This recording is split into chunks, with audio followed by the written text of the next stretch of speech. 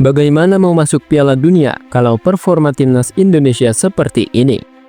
Dalam 4 laga di Piala AFF, kita semua tahu timnas Indonesia baru-baru ini tampil kurang memuaskan. Apakah karena faktor skuad atau taktik yang gitu-gitu aja? Tak bisa dipungkiri, mungkin Piala AFF bisa dibilang adalah piala ciki. Tetapi jika kita meremehkan hal-hal kecil, kemungkinan saat menghadapi hal besar seperti kualifikasi Piala Dunia akan terasa kesulitan. Dan mungkin sekarang kita akan melontarkan alasan dengan wajar bro, Indonesia fokus ke Piala Dunia. Atau semalam Sintayong lagi coba-coba pemain, makanya Ferrari dikasih ban kapten.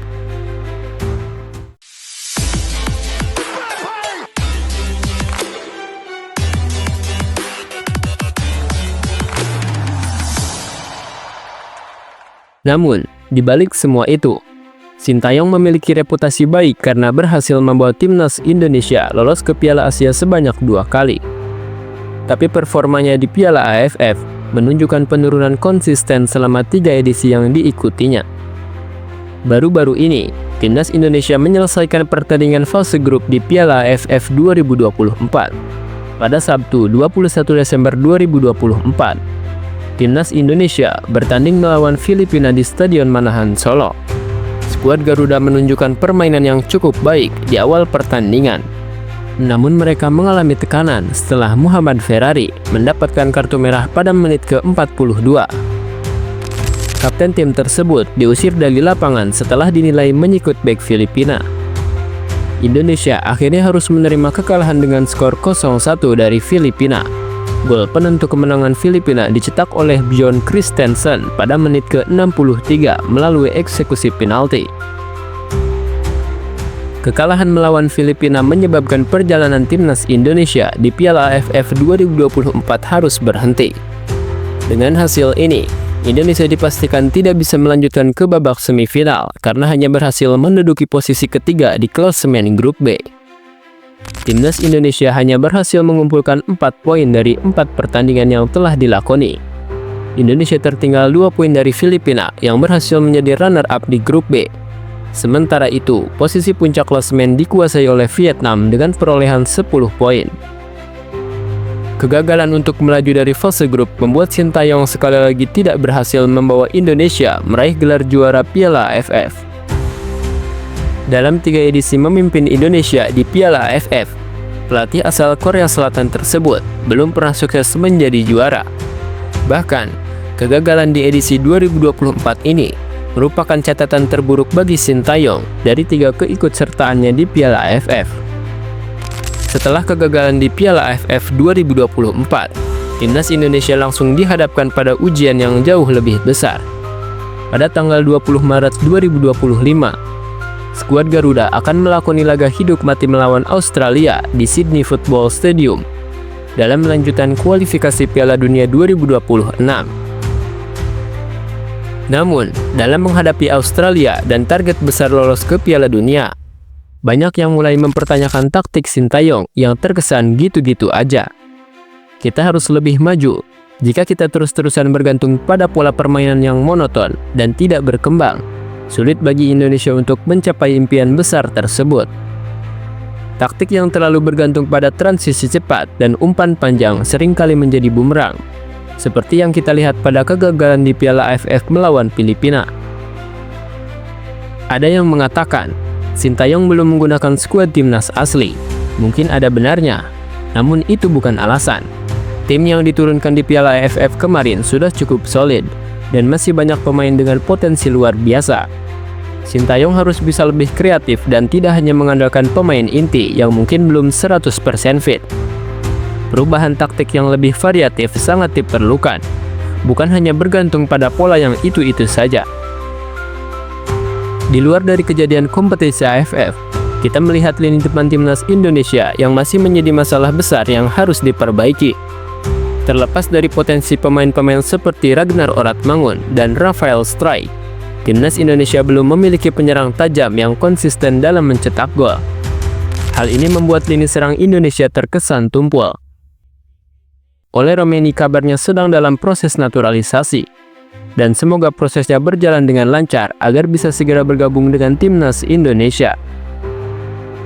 Jika Ole bisa segera bergabung, dia bisa menjadi tambahan yang tajam di lini depan. Jika dia bisa menunjukkan ketajamannya dan lebih sering mendapatkan kesempatan bermain, mungkin kita akan melihat sisi lain dari serangan timnas yang lebih mengancam. Namun, jika Sintayong tetap bergantung pada pola permainan yang tidak berkembang, sulit untuk berharap banyak dari lini depan Indonesia.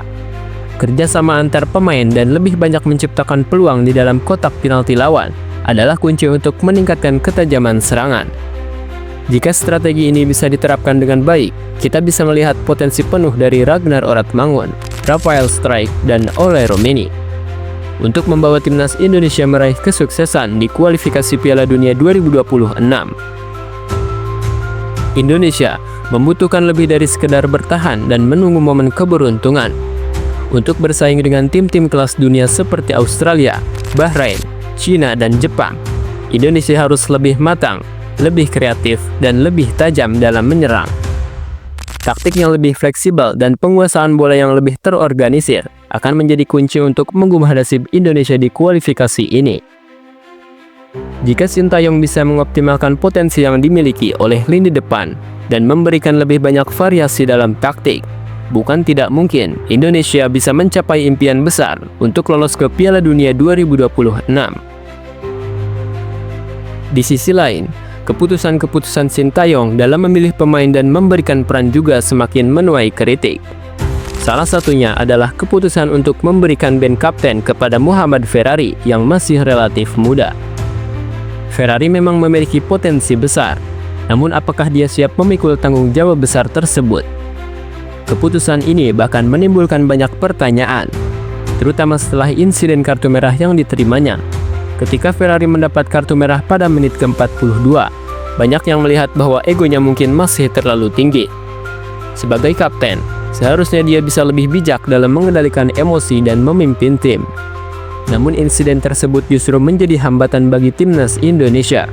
Ini menunjukkan bahwa dia mungkin belum siap untuk sepenuhnya memimpin di level tersebut. Tak sedikit fans yang mempertanyakan pilihan Sintayong, terutama ketika Asnawi Mangku Alam yang sudah menjadi kapten timnas senior justru hanya diposisikan sebagai pelapis. Banyak yang merasa bahwa keputusan ini sangat aneh, mengingat pengalaman Asnawi sebagai pemimpin di level internasional. Sebagai kapten tim, Asnawi seharusnya menjadi figur yang diandalkan. Namun justru ban kapten dialihkan ke Ferrari yang belum terbukti kemampuannya dalam memimpin di ajang sebesar Piala AFF.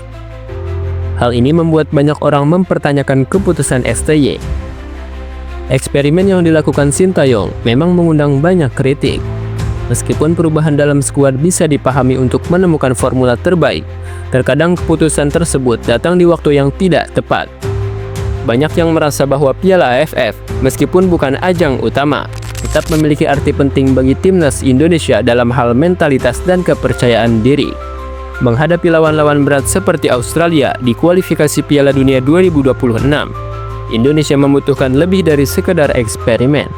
Mereka membutuhkan skuad yang solid dan siap untuk bersaing di level tertinggi. Kedepan, Sintayong harus lebih bijak dalam membuat keputusan. Jangan terlalu banyak bereksperimen pada waktu yang salah, dan pastikan bahwa setiap perubahan yang dilakukan benar-benar memberi dampak positif bagi perkembangan tim. Timnas Indonesia memiliki potensi besar, dan dengan taktik yang lebih variatif serta pengambilan keputusan yang tepat, bukan tidak mungkin Indonesia bisa meraih kesuksesan besar di kualifikasi Piala Dunia 2026. Semoga Sintayong bisa belajar dari kegagalan ini dan mulai lebih memperhatikan keberagaman keputusan yang lebih bijaksana, serta menjaga keharmonisan tim. Kita berharap timnas Indonesia bisa bangkit dan memperbaiki taktik serta mentalitas sebelum menghadapi lawan-lawan besar di kualifikasi Piala Dunia 2026 nanti.